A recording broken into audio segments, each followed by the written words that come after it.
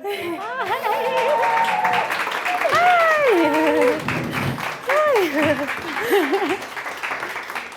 everybody. Oh, no. Hi, everyone. Are the mics working okay? I don't know. I hope so. Yeah. We were planning to come on to wow. Thank You Next, because that would be a much more sort of upbeat, empowering track, but instead we came onto the theme from Big Little Lies. So yeah, make of that what you will. Can I just say something? Is it really, this is quite light. It is quite light. We can see all of you. That's terrifying. Is there any way that we could bring the house lights down a little bit? Just in case I have a panic attack. Yeah. But if not, that's fine. We can just do that. That's perfect. Yeah, that's great. We got it. That's great. That's so much Could you better. clap for us again, just to like, you know. Thank you. Okay, cool. Okay. Yeah, here we go. Yeah. Okay, so thank you everyone so much for coming. We're here today to talk about Jessie K's debut novel, Sunset, and the process of Jessie writing that, and also just a sort of loose chat about writing and the creative process in general. We're quite aware of the fact that people haven't read the book necessarily. Maybe they don't even own it. So at the end, I think we're going to gauge, you know, if things have gone well. Then yeah, maybe we can just abort shift and just. Yeah, we might just run off at some point. We did do this on Monday, and we kind of really struggled. Yeah. Around 40 minutes in, so hopefully. But hopefully today will go really, really well, because you're all lovely people. And if it does go well, Jessie might want to sell some books at the end. So but that's not. Don't worry about that. Yeah. No pressure. No pressure. Okay. Just because you're dressed like a 12-year-old schoolgirl doesn't mean that you have to act like that. You know. You're doing really well. Thank you. Okay. Okay. So Jessie wrote Sunset over the course of 2 years, most of which she was heavily pregnant, and it was also a national pandemic. So it probably wasn't the most sort of usual. Worldwide. It was a worldwide one. Yeah. It was a national. Sorry, excuse that. And so it wasn't the most usual process for somebody writing their debut novel. But Jessie has written a sort of plethora of different like artistic forms. So I think it'll be really interesting to hear about how she got into it. We did just a couple of housekeeping things. We did get in a little minor fight just before we came out, because she was confused by the Izettel, but we sorted it out. But we also got into a fight on our last podcast a couple of weeks ago, because BB said that the book coming out would just kind of, what did you say? It would be like a. I said like it would probably not have maybe like the it would expectation have or like impact. the result. No, I did not say it would have zero impact. You did. You were like, just expect I mean, there to considering be how zero much impact. I've helped you with this book, the idea that I would suddenly at the end of all of this say that it would have zero impact is crazy. It was something like zero impact. No, you were just very hormonal. Okay? I was hormonal. Yeah. But, I said that maybe the kind of the week of the book coming out might be slightly different to how you were expecting it to be. And it has been, to be fair to you. It has been, so that's right. So maybe to start things off, we could talk about how this week has been for you, how your expectations have been different to the reality of your book coming out and people reading it for the first time. Also, my boyfriend is here. Horatio, did you find your phone? Oh. Okay, well, if anybody sees a phone... Don't steal it. Don't steal it, Don't please. steal the phone. Okay, thank you. Okay, so Jessie, how has this week been going for you? So it's really weird, because it has been such a long time coming, and it feels really nice for it to finally, to see people holding the book and stuff, and to be reading it and sending me photos of it. That's been really just so nice. But at the same time, it does feel quite sad for it to be over in a way, because it is over now, it's done and finished, and for so long I was kind of hanging on to finishing it and kind of enjoying that thrill of it never being finished. And so now that it is, it's kind of like, oh, I have to do something else now, which is quite scary, because I don't know if I have that in me. And do you think the fact that you were pregnant for such a large part of writing it, and the baby now being here, means that it's all sort of like tied up together, and it feels like as the baby grows up, he'll always sort of remind you of the book? Yeah, and now that I think about it, I think you can tell within the book how much there's so. I just was so hormonal throughout the entire process, and I now kind of, when I read it, I get that sense from it that something was going on. Other than the normal things like, you know, grief and what it's like to write a book. But yeah, he's so much tied into that for me now. Mm-hmm. When we did our last and our first and only other book event, we started off clearly. This is the final one. Yeah, never again. Final Never time. again. I'm obviously not an official interviewer, but Jessie thought I was relatively well placed, being her actual sister. And as we discuss, you'll find out that the book is a lot about sisters. Yeah. So yeah, I do apologise if I am not good. Anyway. No, you're really good. Okay, thank you. You're so much better than me at interviewing. Yeah, okay, thank you.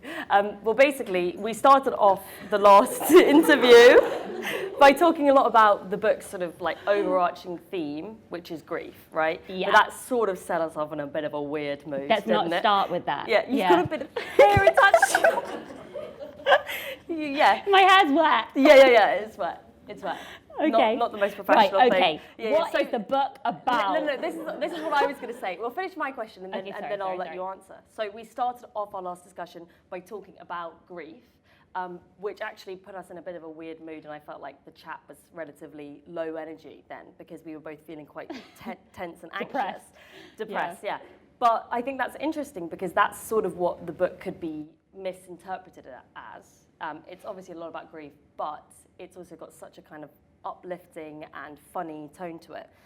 So I think maybe to sort of like honour that tone, let's have a nice chat and we can talk about grief later. Yeah, that's a good idea. So what is the book about? I don't know. It's going to be so difficult. Okay, Okay, no, so just tell me. I'll tell you. Character? Okay, so the There we book go. is about two sisters, Hannah and Ruth.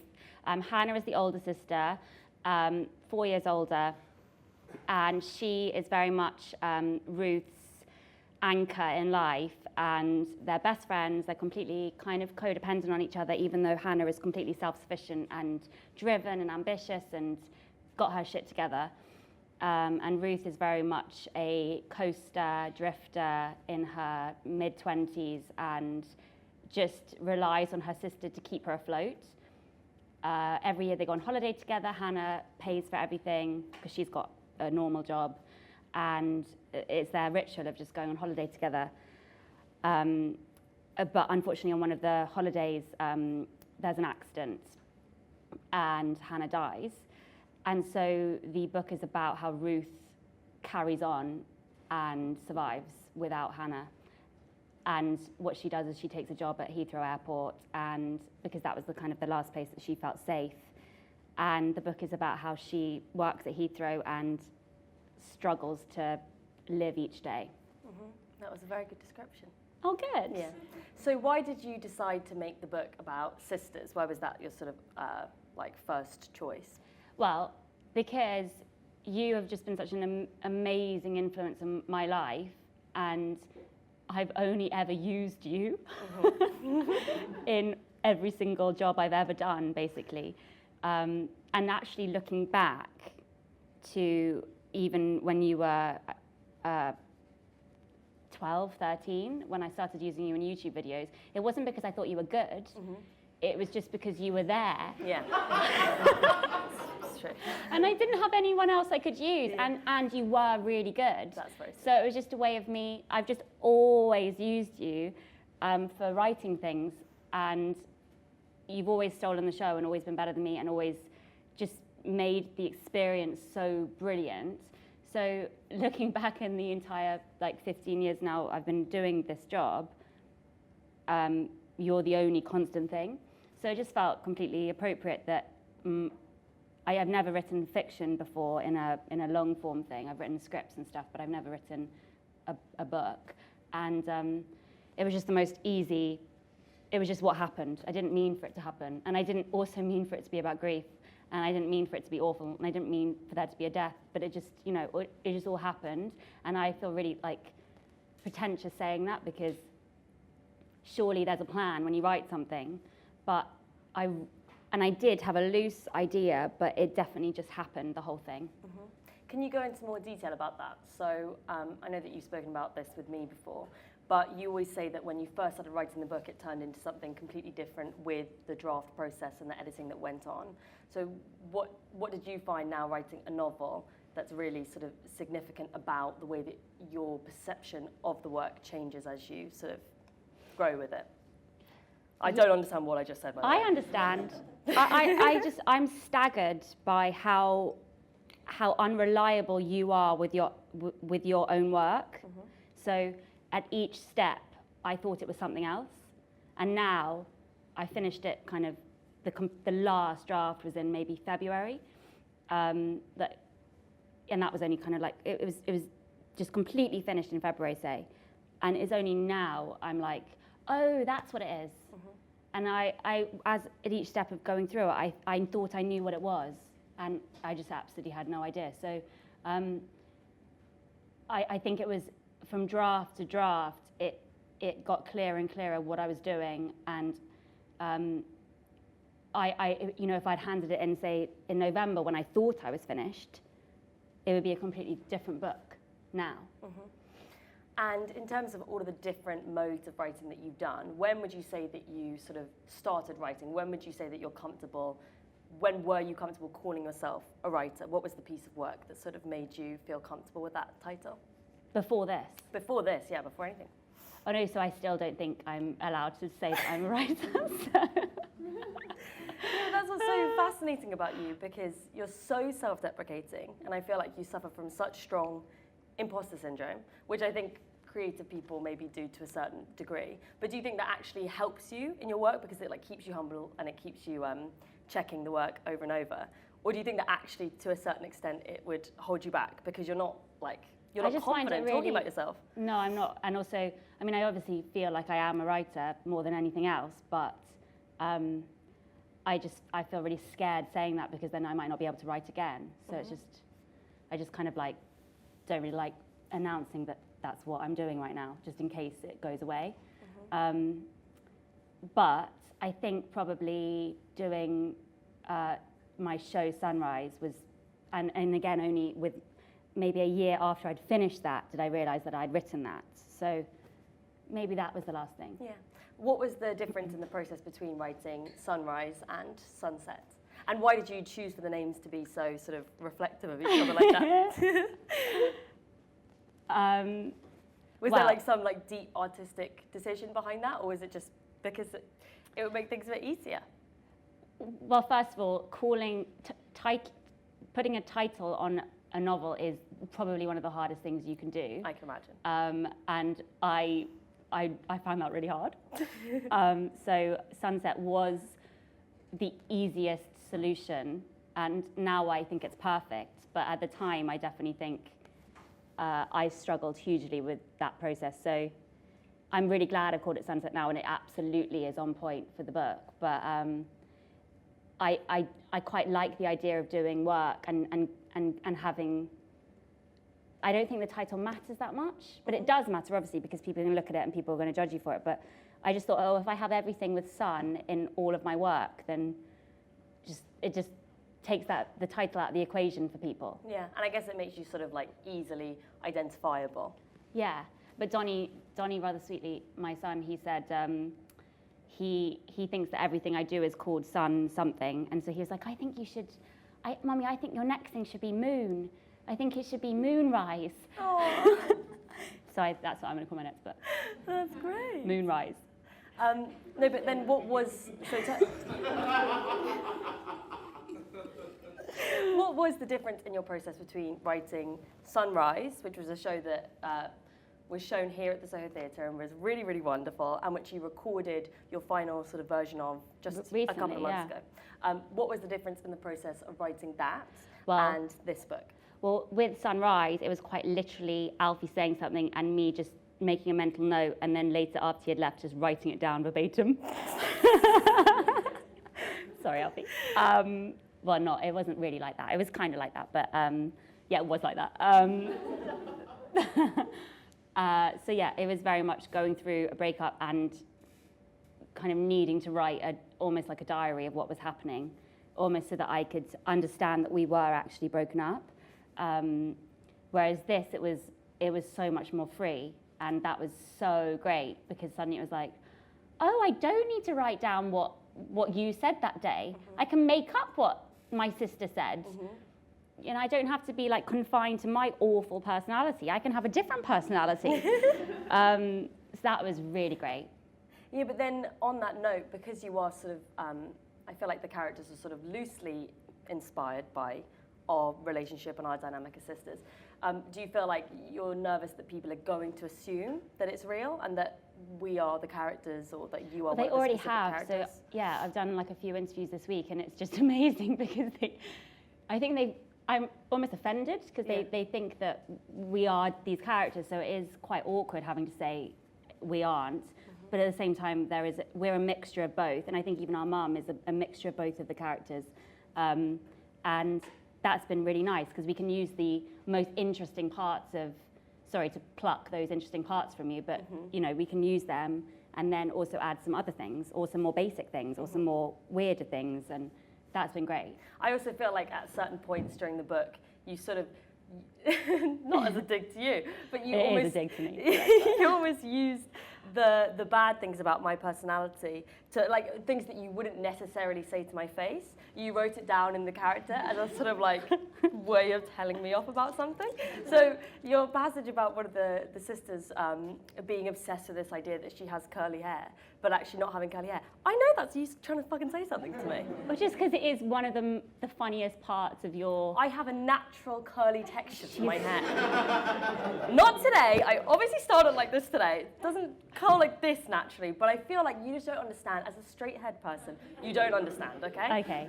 No, but I just think it's quite symbolic of sisters in general. You do keep secrets from each other, or you maintain lies. And like you maintain your curls. Yeah. And takes a lot of maintenance, actually. and so that was a thing that Hannah did. She kind of definitely maintained that she had curly hair, but then Ruth would go into her bathroom and there would be like stacks and stacks of curly hair products. Which you need if you have naturally curly hair. If it's naturally curly, you don't need the product. You do need, you help it along, okay? You wouldn't understand it, it's fine. But I'm just saying, I thought that was really funny and a really kind of very touching part of the book, that when I was reading through the different drafts of it, I was able to see things about me that you'd sort of written or been inspired by that were really, really nice, but also some really bad and ugly parts. Yeah, well, also I remember because we were basically doing a show together, and then the pandemic hit, so we had to stop doing that. But in the show, we had a couple of lines of dialogue, of fights we'd had, and that was definitely a huge inspiration for the entire book. And so one of the fights we had was just me shouting at you, you don't even have curly hair, you just scrunch it. And so that all of the fights in those shows are they are loosely in there, because I think the fights are the most interesting parts of siblings. You know, you can have fights that just destroy you on the day and make you feel worthless and awful, but then you can be fine the next day and be as close as you were. And I think that's what I really wanted to get in there, because I think quite often, especially with friends, you can't, if I spoke to you the way I spoke to a friend, that would just not be acceptable. So, no, do you mean if you spoke to a friend the way that you speak to me? Yeah. Nice. No, absolutely. We say some horrendous things to each other. Yeah. And so they're kind of like as nasty as possible to each other, whilst also being unbreakable. And so in the reflections of Ruth as the book goes along, as she's kind of just so lost, the memories are coming back, and a lot of the memories are of them fighting, because that's what their relationship was, and there's something quite beautiful in that. Okay, that was really lovely. What were your favourite parts of writing the book, and what bits did you find quite difficult? Because I know you've spoken a lot about the fact that being an author was like quite an intimidating role to step into. Because when you listen to like writers' podcasts and you very like established people talking about their books, like they have such sort of intense processes, and like they are so well read, and they've been doing this for years, and they went to like grad school or something like that. So did you find it, one, really intimidating to assume the title of author, and were there certain things that you knew you had to do but that you kind of resented doing? Yeah, so at the beginning stages, when I'd first got this opportunity to write it, and I would sit down and there'd be like this blank page, it was just you put on a character of a novelist, because you're like, well, it has to be fancy and it has to use like big words. And I think definitely the first maybe couple of months were me like writing something that was actually quite maybe eloquent, and then just like deleting it, being like, well, that's not me. That's just really not me.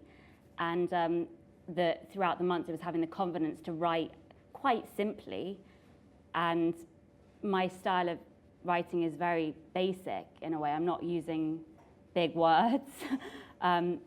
Thesaurus.com was really useful. And I actually, at points, I remember thinking, if there was a secret camera in here looking at how many times I've used thesaurus.com, the book deal would be taken away from me. And even when I did use a thesaurus.com word, and had a more fancy word, I would read it back and be like, no, someone's gonna pick me up on this. That's not. So I would always delete the fancy word. So yeah, that was the hardest thing, having the courage to be like, write how I write rather than how I think I should write.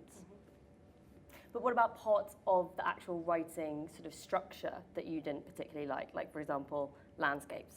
Oh yeah, landscapes, hate landscapes. Oh, descriptive stuff I really don't like. And in books I read, I don't enjoy it when an author goes on and on about like the colours of green and all the different shades of green in the tree. Like, it's just a tree. But obviously that is a beautiful form of writing and stuff, and I really respect it. And I can't do it, so that's probably why I'm jealous of it. But I'm not descriptive. And when you first read it, you were like, okay, you have to put them in the room, otherwise they're not going. Where are they? And stuff like that. And so there are a couple of passages where it's like you can see what I can see that I've had to really like work at making the reader understand where they are. But again, that wasn't something that was a priority for me. What was the importance of place in the book? Because Ruth and Hannah are from a sort of the same place that we were born and everything like that. And Ruth goes to art school like you did, and they sort of end up living in flats relatively similar to where we live now. Was it just that you found it, is it just that you wanted to like describe and write about those places in particular? Or did you find that because the characters were quite inspired by your own life and our own life that they had to be set in that place? Yeah, and also I found whenever I wrote a different place, I'd be like, but I don't know that place, so I can't, I know there's a Tesco Metro here, so I'm going to put them there. So yeah, that's very basic again. It was just like, where do I know where the Tesco Metros are or the Costas are? Costa is a very big theme in the book as well. Unfortunately, there's a lot of coffee references. And food references. And food, yeah. Just because I like that. Yeah, I've always loved reading about what people are eating and like in what order they eat their food as well. Yeah. I think you do that really, really well. Yeah, as long as it's not overly descriptive, I don't mind it, yeah. How did you... you write about women and sisters really, really well, but how did you find writing male characters? Really hard, really hard. I only have I have two. I have their father and Hannah's boyfriend, and a little boy, and that was enough. That was enough men. I found it really weird, and that shows I'm not very experienced in writing men at all. So hopefully Rowan is kind of reads as a man. He does. He does. Good. Yeah. But that was really hard to write as well, because I only know what it's like to be in a relationship and write about how I feel in the relationship. So to imagine somebody else in a relationship, I found that really weird. And so that was why I probably chose to kill her off. Yeah. So that it was kind of imagined what Rowan was feeling and grieving for her and stuff. Yeah. Does that make sense? And how did you find how did you decide on writing the sex scenes that were in the book? Yeah. Because and Bibi read the audiobook. I read the audiobook, and those were really funny to have to read out loud. And you helped me edit some of the sex scenes too. But again, just nothing fancy. Just matter of fact, what happens, simple. Because I've read some sex scenes in books, and they make me really cringe. It's just too many like talks of body parts and elbows and caressing and stuff. It's just gross. But did you feel like it was important to have sex scenes in there? Because I feel like some writers and filmmakers and stuff like that choose to omit that, but you wanted like the rawness of what that would bring to the book.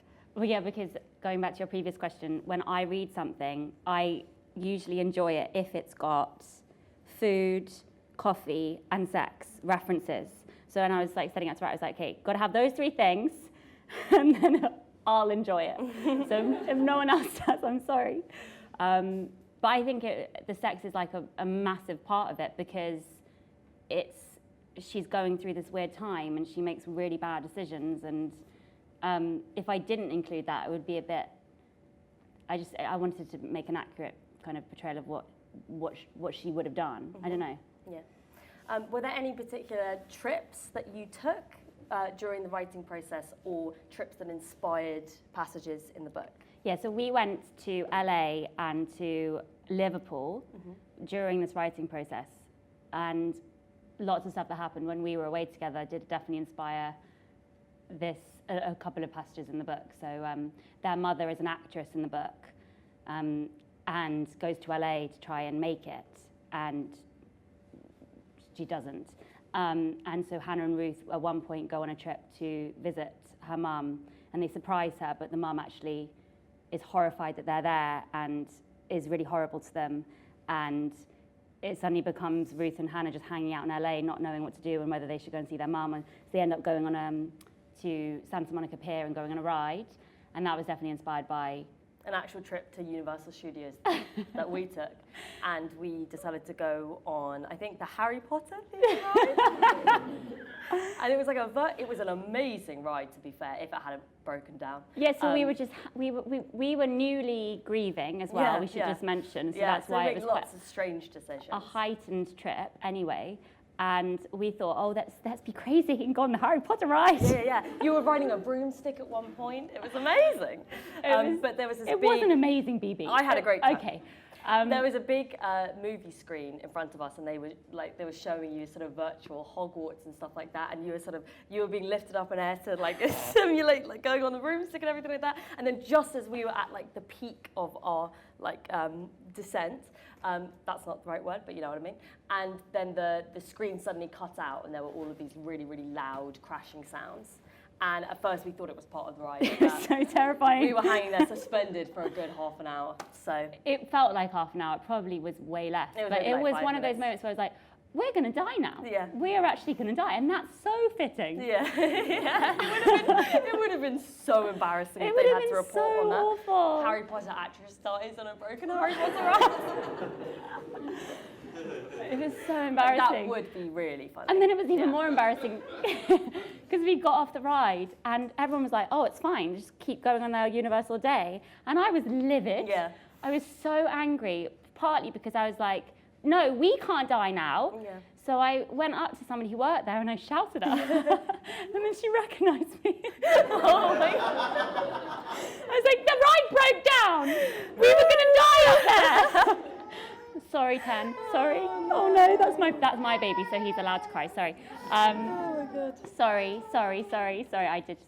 I do that. Sorry.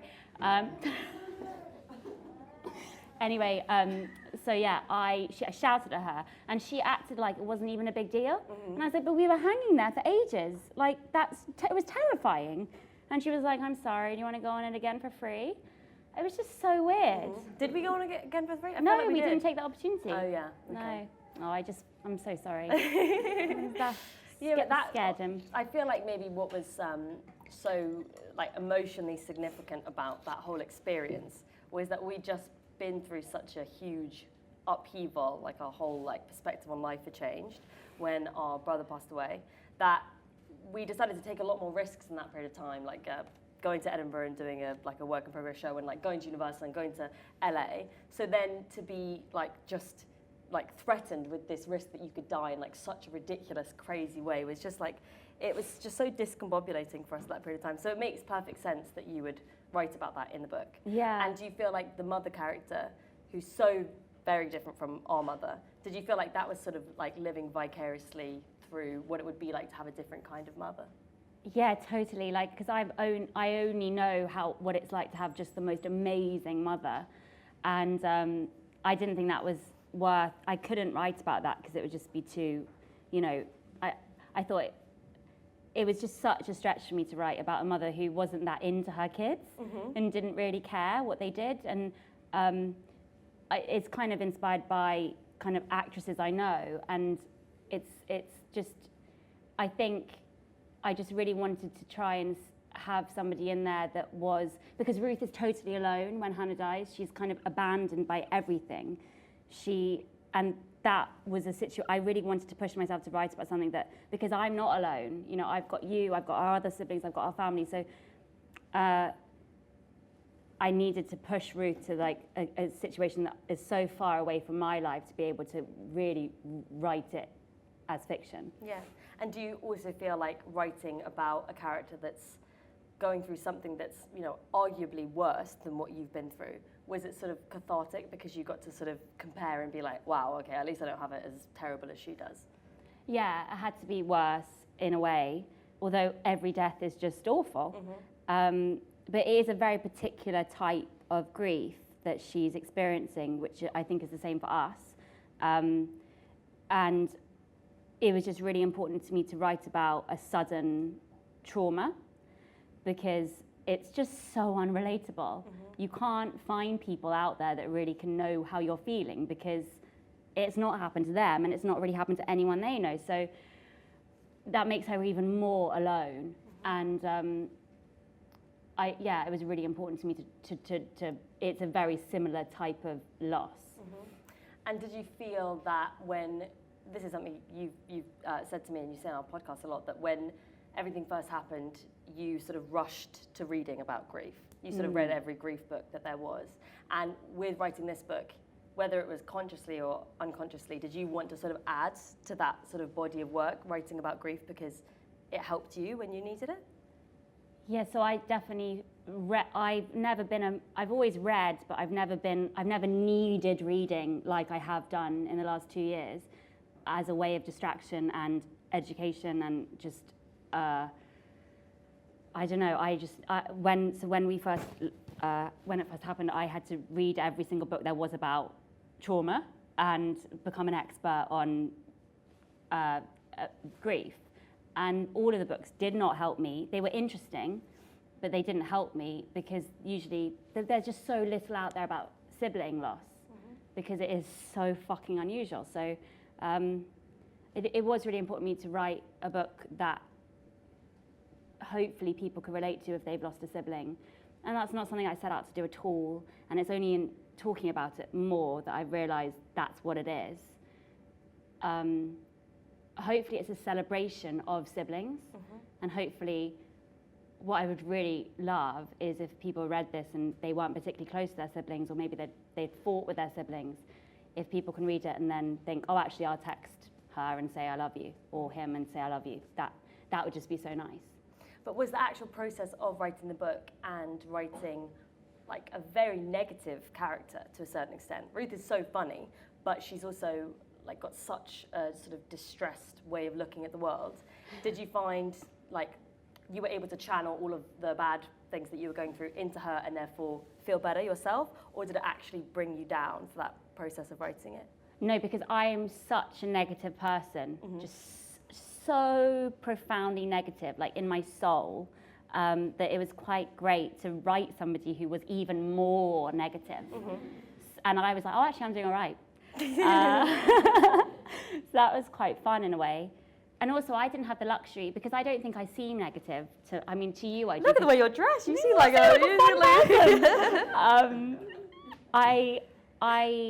I think to you would know I'm negative, to Alfie he would know I'm negative, but I think I don't seem that like I am really. And so it was quite liberating to write about somebody who is just so dark, and I very much feel like I'm Ruth in a way, with elements of Hannah, but yeah. I don't know what I was going to say. I was going to say something else.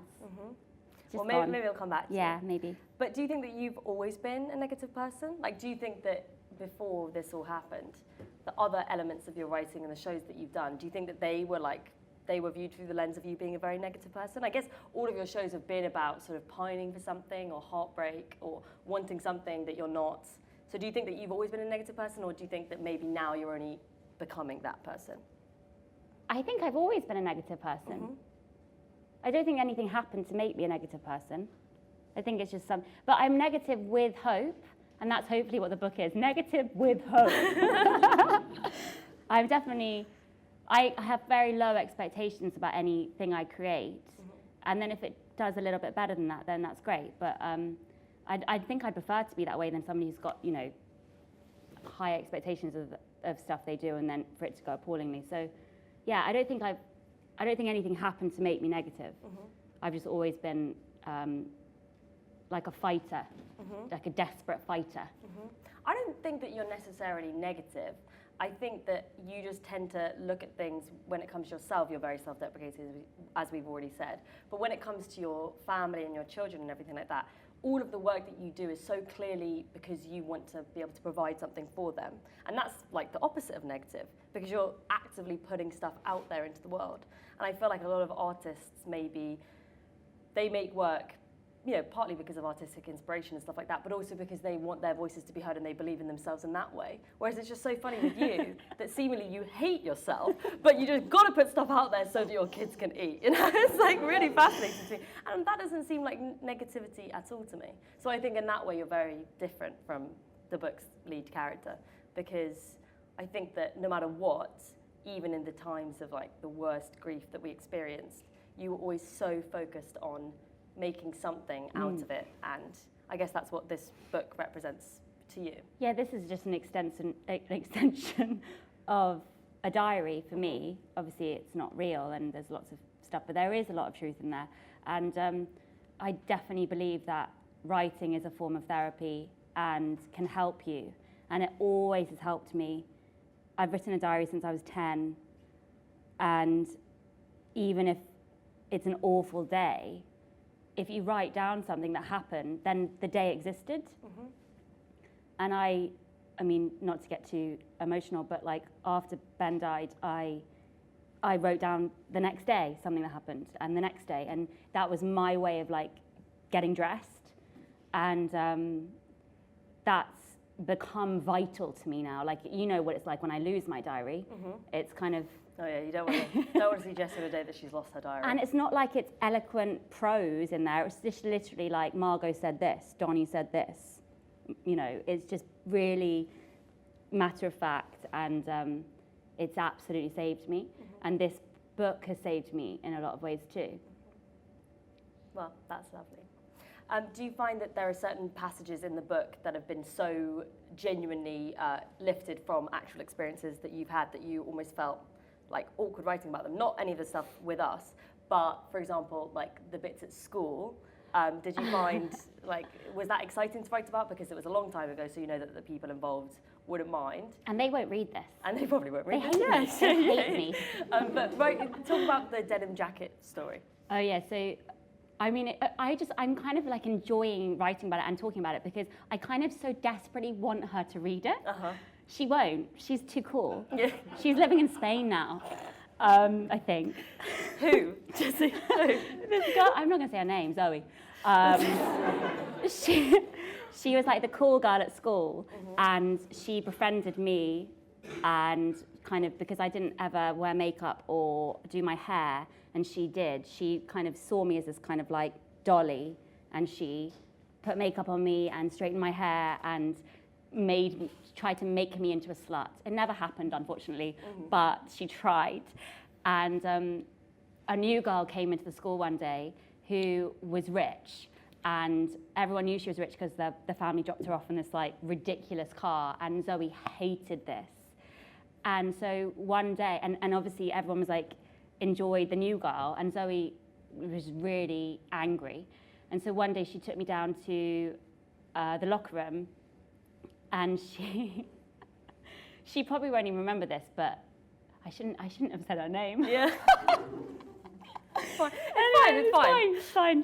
She's too cool to read.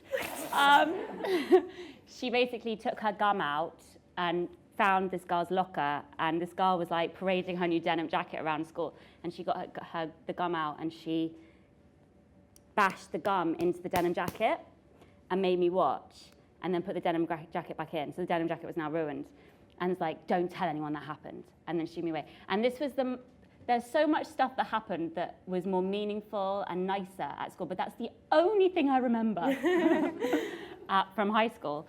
And so I have that in the book as something kind of as really importantly, because Hannah, I think, can be misconstrued as this perfect sister character, and she's not. She's weird too, and she does weird things driven by jealousy, and she goes mad when she's in love, and she's fucked up. And so that's something that Hannah does in the book, but that was what Zoe did. Yeah, wow.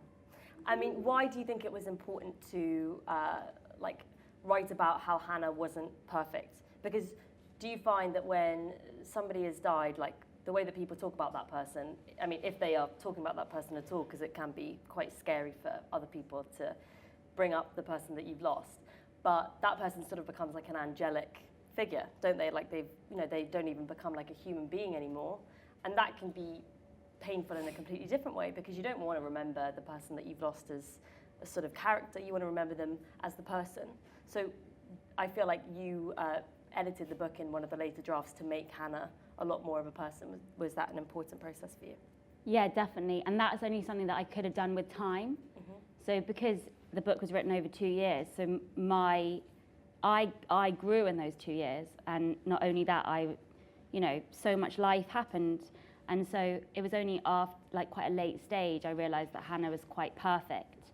And that wasn't accurate. And it's never accurate. No one is perfect. And everybody makes mistakes. Everyone makes mistakes, BB. But it was really important that she was as weird as Ruth is. And I find that too. But I think if there is any positive from death, it's that the person can be made into this kind of mythical, cool figure forever. Even if they weren't as cool or mythical, like, that's something they deserve. They can become whatever you want now. And that's something that I believe. How did you come up with the names for the characters? Was that like a difficult process? No, and that's also something really hard to people don't realise that's a really hard part of writing. Because I feel like the names influence how you write about a character in the way that names influence how a person turns out. Like, you're very much a Jessie, and I feel like I'm very much a BB. Yeah. So if you'd given the characters the wrong names, I think it would influence how the whole book was written. Yeah, and it did. I needed those names right from the beginning. But it was really awkward because later on, Alfie read a draft, and there's a couple of Italian remover men, and I called them Mario and Luigi. And Alfie was like, you can't call them Mario and Luigi. Luigi's not even an Italian name, is it? Anyway, so I changed their names. Well, I think I should have stuck with Mario and Luigi, though. So what books did you read in the process of writing Sunset beforehand that you were really inspired by the writing style, if there were any, or did you try to make it completely original? And I even wrote down here, books that have made you cry, but that's actually, I don't feel like you'll want to answer that question, so you don't have to. Well, all of the books that inspired Sunset were memoirs on death, and there was one particular book that ruined me, but I just couldn't put it down, and it's called Once More We Saw Stars by Jason Green something.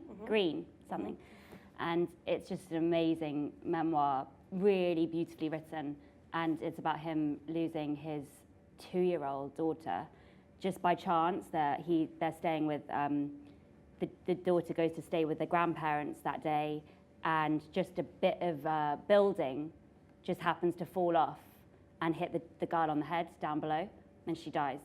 And it's just how they how they pick themselves up and survive. And it's just so awful to read about, but it's just so courageous and just moved me so much. And you could argue, why has he written this? Like, it's just so sad and exposing and personal. Why did he do that? And it's because it saved him. He needed to do that because that's honouring the girl forever. And I stalked him on Instagram and stuff, and he has just handled it so beautifully and so dignified every step, even when he's promoting the book and stuff, and just been so open. And I just was, that absolutely inspired me in a lot of ways. That's lovely. I mean, you say that it was exposing for him, but do you not find that having to do press about the book and people making assumptions and for example, you did BBC Breakfast the other day, and do you want to talk about the questions that they asked you just before? Well, yeah, because it was really funny because they were going to ask about, because Sunrise, my show, is like just come out, and they were going to show a clip from that, and they were going to also talk about something else, like quite lighthearted, but they didn't warn me that the whole chat would be about grief. And so, and also I didn't know that iPads kind of zoom in.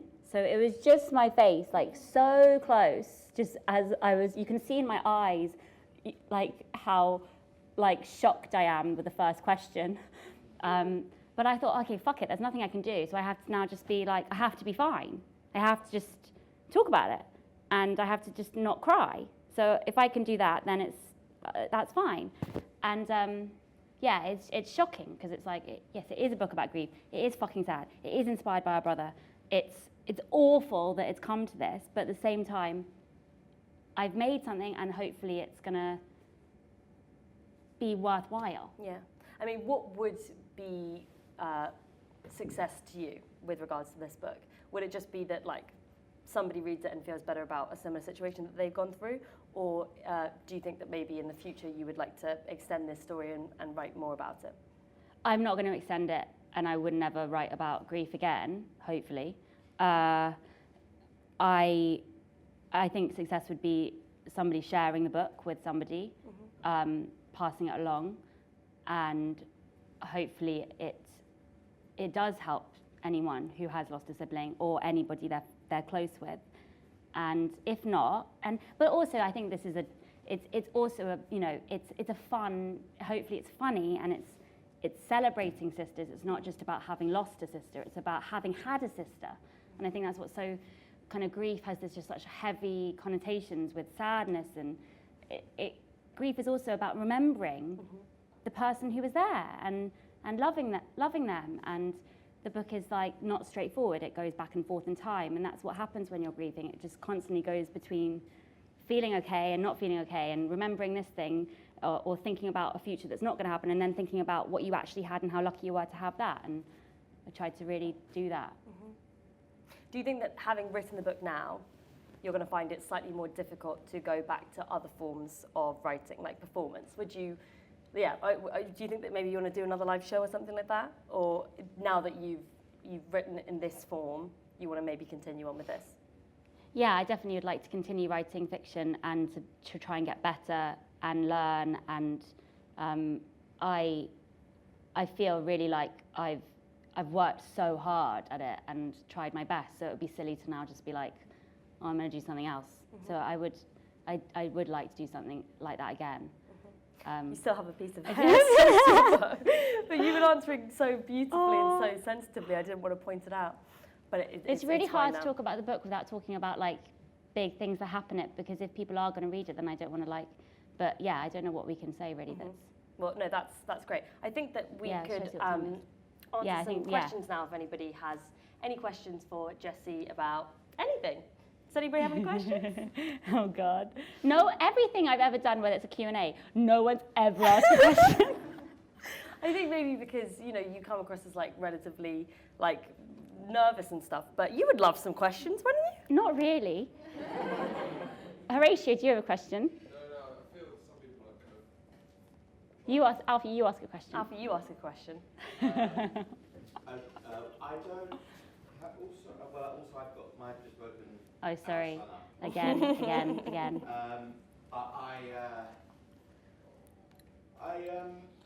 You don't have to answer. Having read the book relatively recently, and I just wanted to express, I don't have a question, but how funny... Well, you should have a question. Sorry? You should have a question. Yeah, I'm about to compliment you, and you'll like it, and you'll get embarrassed, and you'll go Oh, into yourself, God. I'm secretly happy that it's happened. Accept what's about to happen.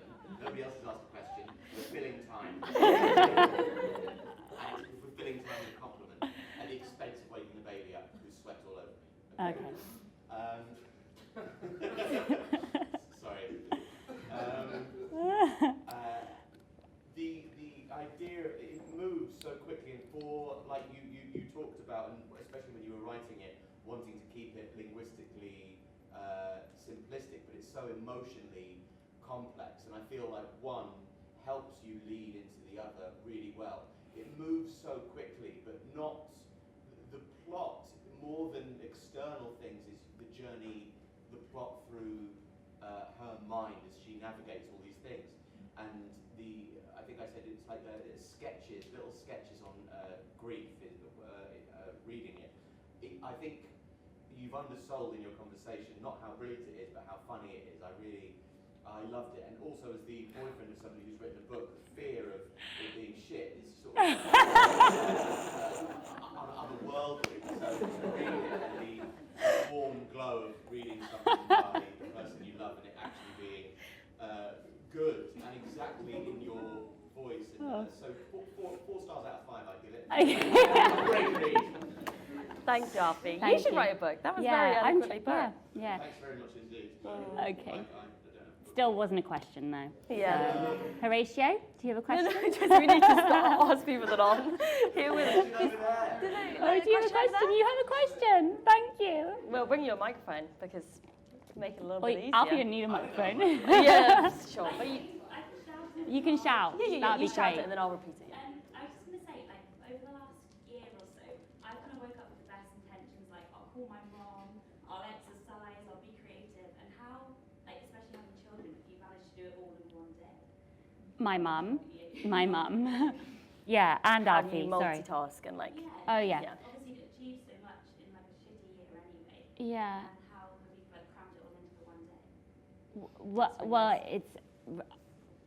I think becoming a mother was quite good for my time management, just because I only had, say, an hour to do something, and I would have either I get nothing done or I get it done, and so I have become better with time since becoming a mother, and also because I think I became a mother quite young, and I was quite desperate in my career at the time. I think it was like, okay, if I'm going to have this baby, I also need to do okay, otherwise this baby's not going to have any food. So it was quite like, it forced me to be more efficient with my time. So this book was literally written in hours I had. And then also being pregnant I recommend being pregnant just for time management, just because you do have this like urge to get it done suddenly, because you know that the baby's going to come out and you want to have a nice time with the baby. So it's like, okay, just do as much work as you can while you're pregnant, and then you can have a nice time. Unfortunately for me, that didn't happen because the baby came early and I was meant to finish the book. And then it turned out that a week's work, it would have taken me a week, took me 4 months. So everything this book would have probably been finished a lot earlier. It's just, everything takes a lot longer, and you have to get everything done in a short period of time. And you have to have a brilliant mum who is very helpful and encourages you to work, and a boyfriend who lets you be a bitch, and so stuff like that. Also, not having a perfectionist mindset, I think. Yeah. Like Jessie always says to me, just send an email. Like, don't check for typos, and like, it doesn't have to be perfect. You can have it in the drafts for ages, but if you send that email a day later, then you would have just sent it immediately. Like, it's never going to be as good. It's like, as Joan Didion says, because she wrote an amazing memoir on grief, when you get to the fork of a road of a decision and you can't decide if you're going to do A or B, it doesn't really matter which one you take. The only thing that matters is how long you spend deciding. And I think Jessie just perfectly encapsulates that, because I procrastinate with every decision I've ever made. And I find it so intimidating how much she manages to achieve. But it's because rather than worrying about if the thing is good enough and if she's good enough, like, she fucking hates herself anyway. But she just puts it out there, it doesn't have to be perfect. And it always ends up being good. But that's because when I did Harry Potter afterwards, I got no work, and I went back to secretary school, and there was this... I can't believe you did that. Because I thought it would be cool to be an executive PA, because it sounds cool.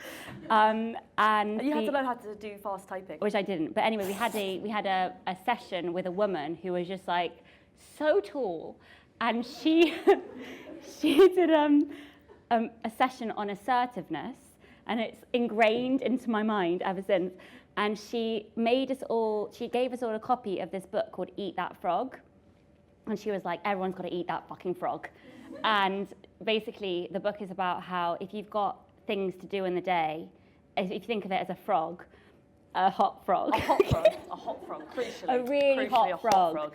and basically you're going to have to eat that frog, Yeah, no matter what you do. Do you want it hot or cold though? That's Do you the want it hot question. or cold?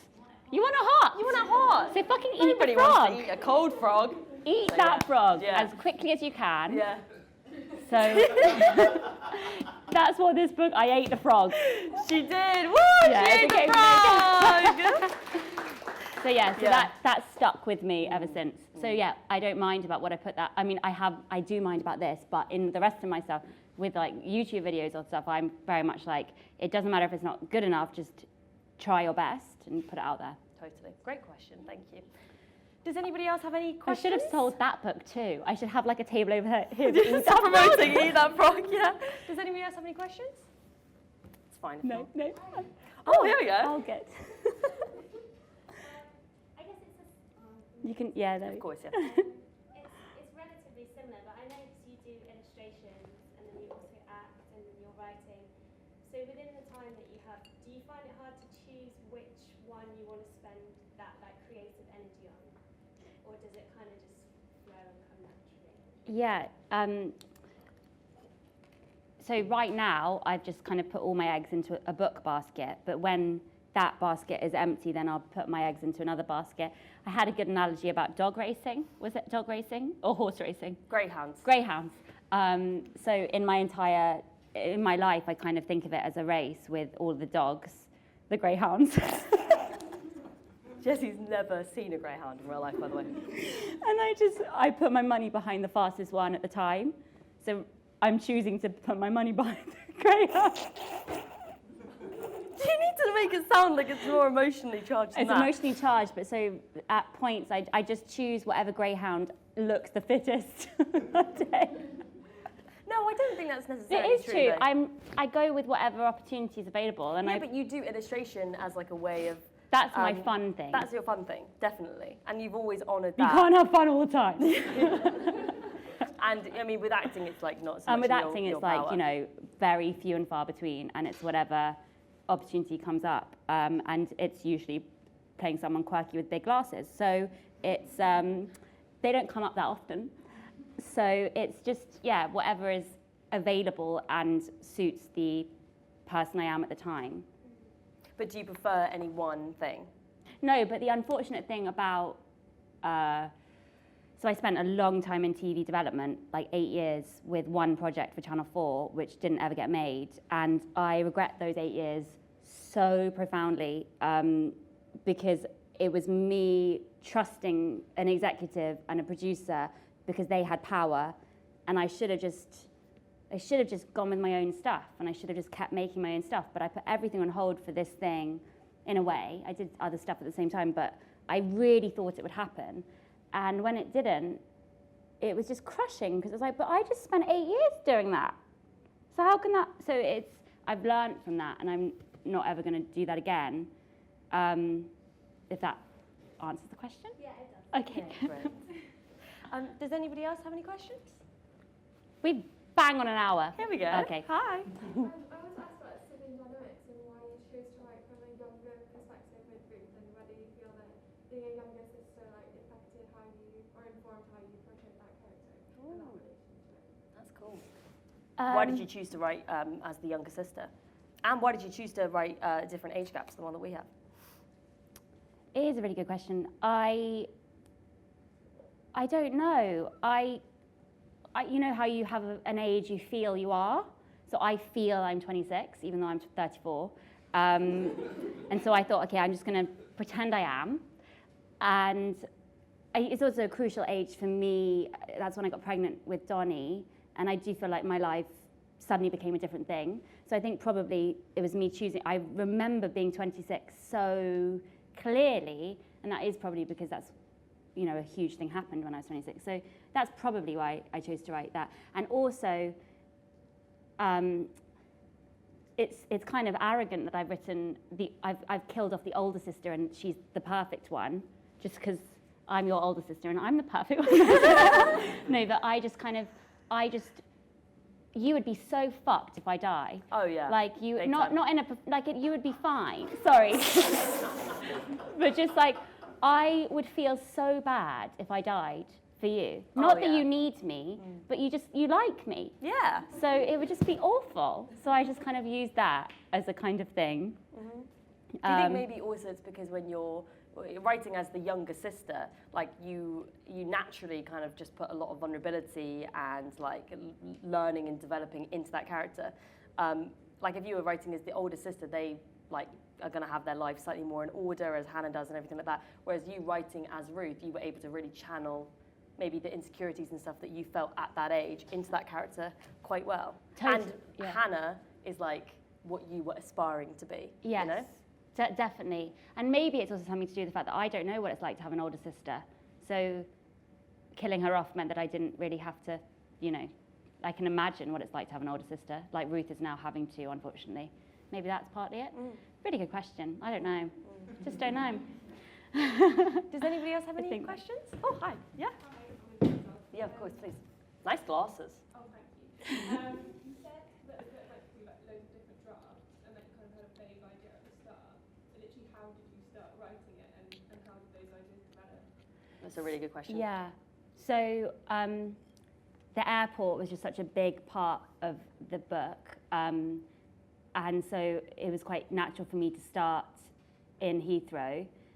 And then everything changed. So I think there's only a couple of things in the first draft that have remained kind of as they are.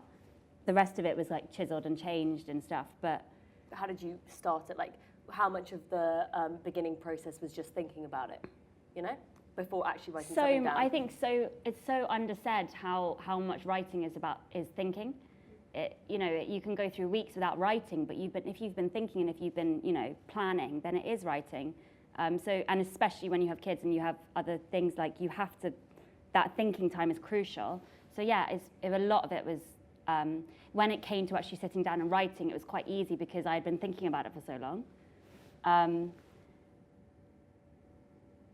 Yeah, I don't. You were going to say that something that you regret that you would have done slightly differently now is that at the beginning you sort of wrote as you went on, Yeah, and so then then you when- had to do a big edit at the end, whereas you think that now you would sort of edit as you go. Sorry. Yeah, so we made such a mistake because when the first draft was in, it was like in the summer, I just kind of like written as I went and I didn't ever look back. I kind of thought I knew what I'd written, but you don't remember, you don't remember paragraphs. You remember an idea, but you don't remember word for word what you've written. So then when I had to hand in the first draft, I could only show it to BB because I was like, there's no way I'm showing this to, it was so exposing. And so BB saw the mess and I felt confident enough for her to kind of see that. And she helped me kind of carve it into the right structure and stuff and help me with words. She's really good with words. And didn't need thesaurus.com. And then from that point, it was like, okay, now we have a structure, now we can go forward. But it was a fucking mess. And if I do it again, you would go. I'm going to edit as I go. Definitely edit as you go. That's a good tip. Okay, I think that we're time to finish now. Okay, well, thank you everyone so much for coming. Thank you so much for coming. Talking to you. Yeah. And Well done, congratulations, Jessie. If any, oh my god, that was terrifying. yeah, no, thank you to BB and thank you for listening to that. It's quite embarrassing to talk about. I'm really, really grateful. that you Please came. read the book now, because that would be so weird. If you No, but if you do want to buy one, I'll stand here and you can buy one if you like, and I can sign it. But don't worry if you don't want to do that. Okay. Thank you. Bye.